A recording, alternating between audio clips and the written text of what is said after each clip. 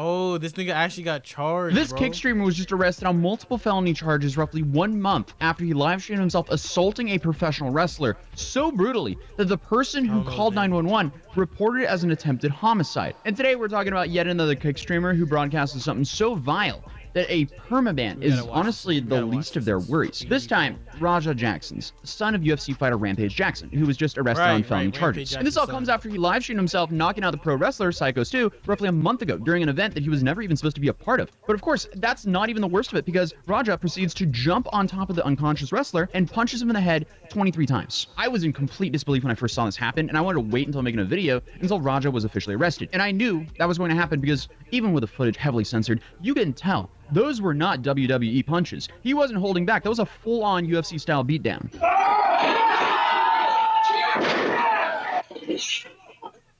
Seeing it, that's not even a UFC beatdown, that's just a street fight beatdown. The surprise attack reportedly left the victim, Psycho Stu, real name Stuart Smith, allegedly choking on his own blood and teeth. It's also reported that Stu was taken into the hospital with broken bones, missing teeth, brain swelling, and was later placed in a medically induced coma. What actually happened to Stu? How bad are his injuries? Broken facial bones is from what I'm hearing, missing teeth. Stu's pretty up, I'll put it this way. What happened yesterday is he choked on his own blood. On his own teeth, I heard. Yeah, teeth and blood. And he lost all of his teeth? A lot of them. What condition is he in right now, do you know? From what I hear, he's having a hard time. He has no recollection of what happened. He was in a coma overnight, right? Mm-hmm. Yeah, he was induced. Had brain swelling as of last night. It's gone down since then, and reports as of late have said that he's up and alive, but just having trouble walking, maintaining his balance. They just took him off a breathing tube this morning. And when you look into Psycho Stu's background, the whole thing becomes even more heartbreaking because he's a retired military veteran who used wrestling as the way to cope with PTSD. Stu ended up joining Nox Pro, a pro wrestling academy based in Los Angeles, roughly 6 months after he left the military. And he's been vocal about how instrumental wrestling was in his transition back to a normal civilian lifestyle. Pro in 2009. I had just got out of the military 6 months earlier. I got out of the military, I joined Nox Pro, because I needed something to focus on. I needed something to help me adjust back into civilian life. A lot of veterans, it's hard for them to readjust into civilian life coming from the life of the military. I mean, just from watching that video, you can tell how much wrestling means for this guy. And based on his Instagram posts, it's clear that he loves doing it for the fans and the community as well. It's not hard to see that Stu has genuine love and passion for wrestling and everyone surrounding it. Now, you may be asking, what could have possibly happened to cause Raja to attack Stu in such a brutal way? And there is an explanation, but it does not justify the outcome whatsoever. So let's rewind back to August 23rd, when Raja streamed himself attending a wrestling event in support of his friend and sparring partner, AJ Manna. And I know his outfit is hard to forget, but try your best to remember him because he plays a big role in how this all went down. What's up, bro? What's up? Why you look like a... I'm just saying, bro. Like, why you wearing that, bro? You can't wear no long pants or something. So after meeting up, AJ leads Raja to a sort of backstage area to introduce him to the other wrestlers. And this is where he meets Psycho Stu for the first time. So there is a couple things that I do want to note before I continue. First one is that this meeting takes place basically right before the event. So everyone's already in costume and in character. Second, Raja's not only being followed by a cameraman, but also his cowboy buddy, who can't stop talking about him being Rampage Jackson's son. And thirdly, this is wrestling. The two main appeals are the storylines and the theatrics. So after seeing a camera and thinking it's part of the show, Stu got in Raja's face. When Raja asks where another fighter is, Stu replies in character with, "You don't need to worry about him. You need to worry about Psycho Stu." Where's the real McKill at? Where's he at? You don't need to worry about him. You need to be worried about Psycho Stu. Psycho Stu. And from that point on, everything goes completely downhill because that's where Stu picks up a beer can and smashes it over Raja's head. What, you don't know me? Hell no. Yeah. I think that's a little... And Raja later admits that it didn't even hurt. And I feel like it's important to note that he supposedly suffered a concussion while training, only days before the event, even addressing it at the beginning of the stream, mentioning that he had to cancel previous plans due to him throwing up because of it. How does my head feel? I'm still up. I'm not even gonna lie. It's part of the reason why I didn't stream earlier. I was supposed to stream going to paintball with AJ, but my head was up. I was throwing up. It was not a fake can, bro. It was not a fake can. I'm telling you that right now. It didn't hurt. So that's why Raja was upset with Stu, but it still doesn't get close to justifying what he did later on. Because remember, he mentioned that it didn't even hurt. And the reason that is because, well, the can was a prop. In the industry, they call this a worked prop can. And any actual wrestler would realize that this is all theatrics and part of the fun. But Raja, unfortunately, a worked prop can. Causers do this and it was a worked can that this relationship hit him with on his head. Doesn't know the business, took it extremely as no world.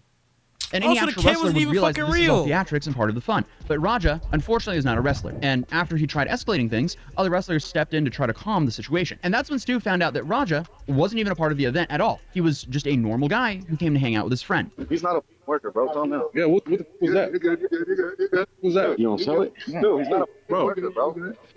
Hold on. So after a tense few minutes, things finally started to settle down. But then, for some reason, the guy who just de-escalated the situation decides to completely re-escalate the situation, suggesting, hey, let's just make something out of it by Raja jumping in the ring later on that night. And Raja was almost a little bit too excited to get his revenge on Stu, as he jumped in on the opportunity. And just remember, like 15 minutes earlier, he was saying, hey, I had to cancel plans because of my concussion. So I don't know what's going on there. You know what's the good thing about this? Now I can make it something. I'm gonna have you run in and come up in the mat. You ready for that? Yeah, hell yeah.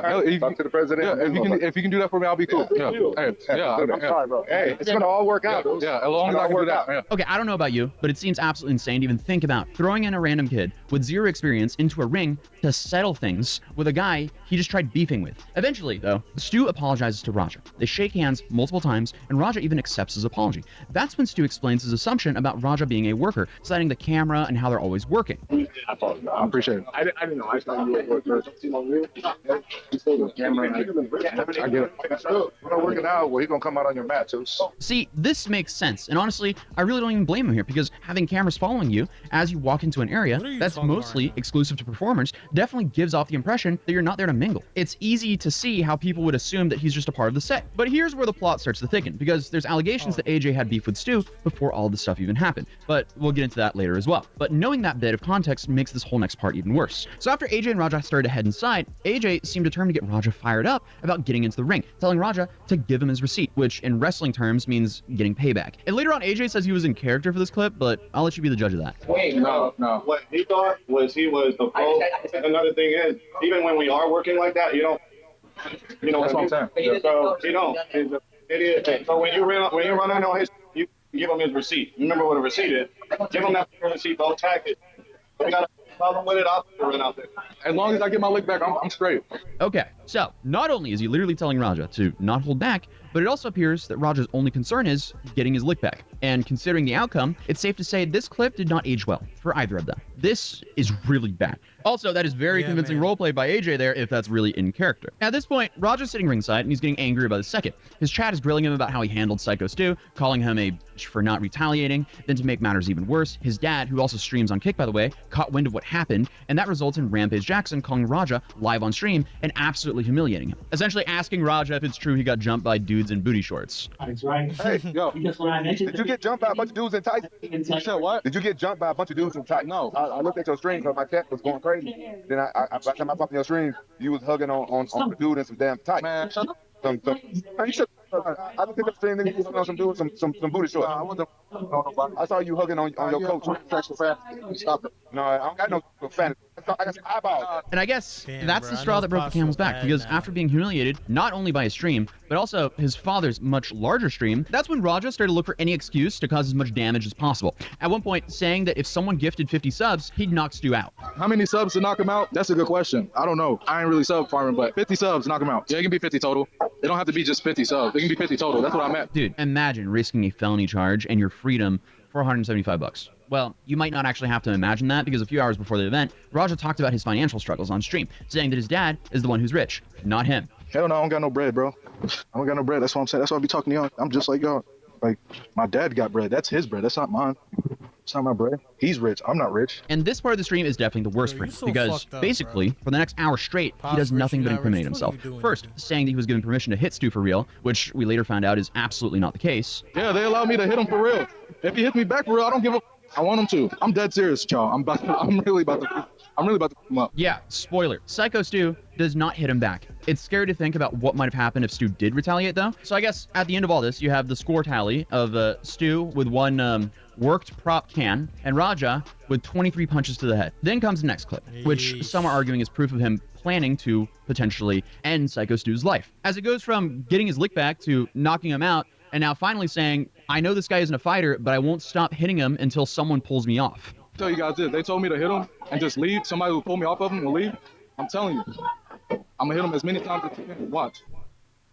Okay, Why? any future claims of this being an accident or poor judgment are completely null and void after that comment. But when it finally came time for Raja to enter the ring, I don't think anyone could have anticipated what would have happened next, because after leaping into the ring and essentially grabbing Stu from behind, Raja lifts him up and body slams him, knocking him out cold instantly. Then, without wasting any time, he jumps on top of an already unconscious Stu and begins his assault. Now, we've already seen this clip, but I don't need to remind you that these were not light punches. He absolutely had intentions of severely injuring this man. I mean, in a normal MMA fight, the expectation is as soon as someone's unconscious, the ref steps in, stops the fight. But for some reason here, this guy doesn't even attempt to stop Raja at any point. And yeah, he kept going. It wasn't until another wrestler, Doug Malo, jumped into the ring to finally pry Raja off, but not before he landed 23 punches directly to his head. And what's even crazier to me is, while Stu is laying there unconscious on the ground, another guy actually jumps into the ring and literally pins Stu, and the ref actually counts him out. What the fuck? Okay, I know this is wrestling and the show must go on, but that is just absolutely insane to prioritize theatrics over helping a man that's laying there unconscious on his back and choking on his own blood. This is just disgusting. So it took 3 or 4 guys to finally restrain Raja enough to get him escorted out of the arena. That's about when he starts yelling to his stream that he's not a and that people always think he's playing, which is just another clip that can potentially be added to the mounting stack of evidence against him. I'm tired of everybody playing with me and shit. Think I'm always playing and call me no, bro. At the end of the day, I'm gonna stand up for myself because I'm tired of everybody playing with me, bro. There's nothing about the situation that looks good for Raja. And then you have the clip where Raja finally learns, after all this time, that Stu still hasn't woken up. And his response to hearing that Stu, quote unquote, flatlined is, "My bad." Hello? Shit pissed me off though, Andre.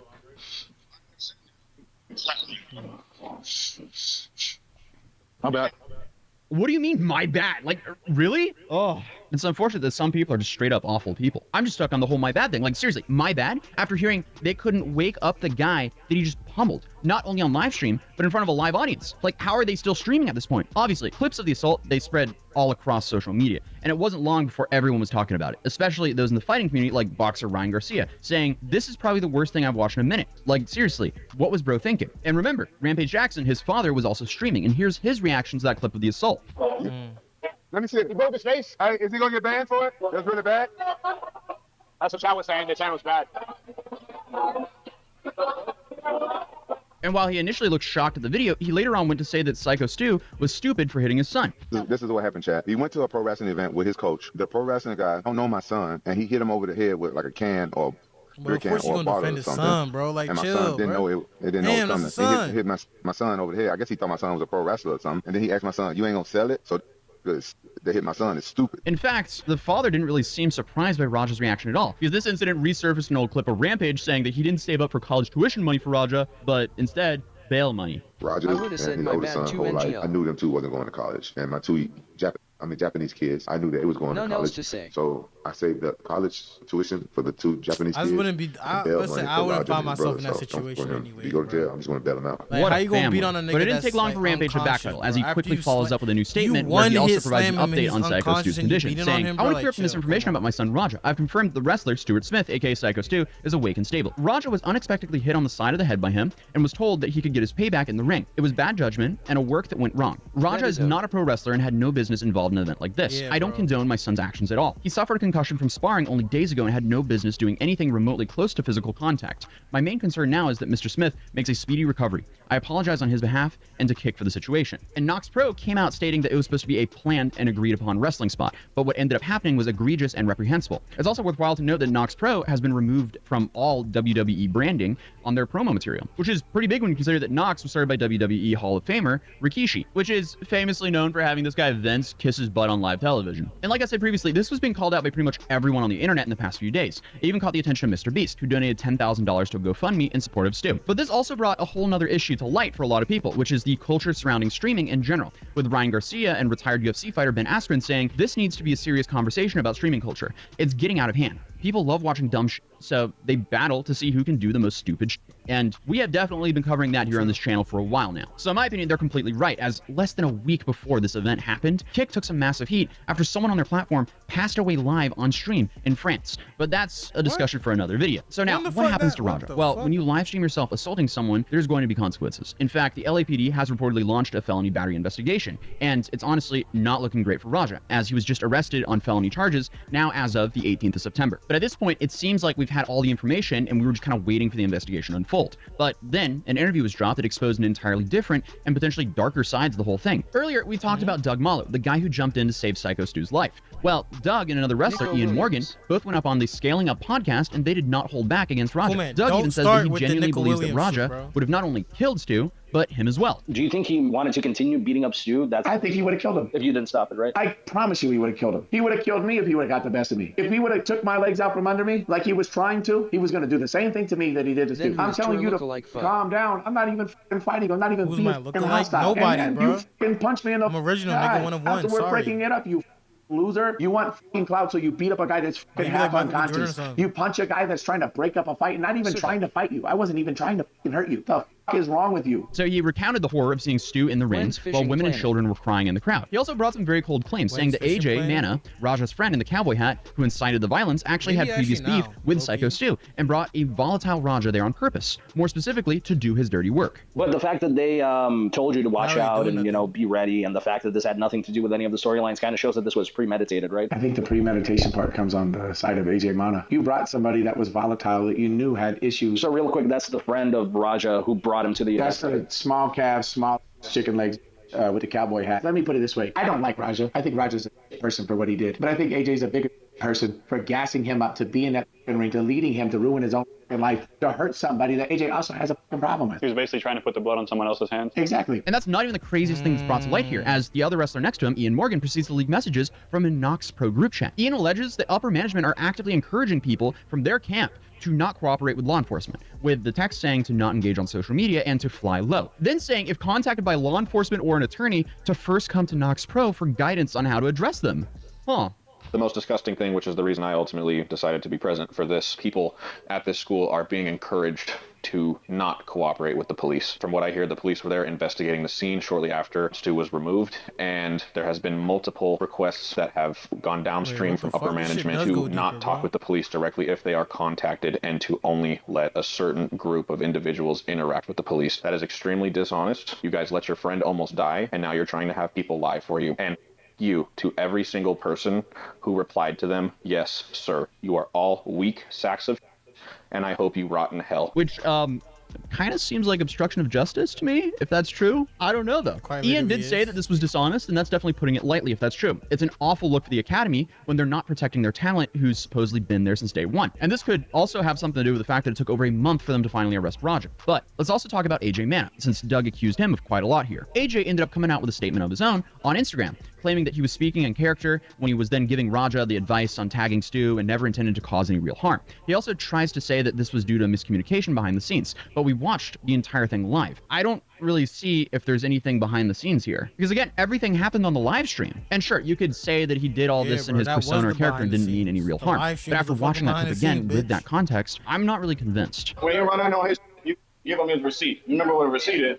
Give him that receipt, don't tag it. And Raja's father, Rampage, now announced that he believes that Raja should really spend some time in jail after that incident. And as I mentioned earlier, it now looks like that he will. But most likely, it'll probably be prison and not jail. Because as of recording this video, we don't have the official charges yet, but he has been arrested on felony charges. From going off of what we've covered in the story, the odds are very high that those charges are felony battery. And since his injuries definitely qualify for great bodily injury, he's looking at a max sentence of 10 years just for that one charge. Damn. And that's if he doesn't get charged with anything else. So this story is just incredibly messy, and it's just a sad display of someone putting their ego before their critical thinking skills. I'm glad that Psycho Stu seems to be doing okay now, even though he has a very long recovery ahead. There will absolutely be updates on the story, maybe even by the time I post this, but I'll do my best to keep you guys updated on the story. So if you're new here, feel free to subscribe, as I'm trying to get to 2 million subscribers, so that would be awesome, guys. Drop a like on this. It's over, man. You looking at a max of 10 years, you taking 2, at least. Okay, that's it for that. Maybe let's do fishing plan, man. I'm in the mood to get fishy. What? Will you relate to that or something? Do I? I'm asking. I'm asking you. Why would I know about that? Shit, man. Why would you not? So everyone just knows about it? Everyone just knows about it or something? Well, I would know about it. Well, I don't see the difference. I don't know what's up with that. You gotta enlighten me.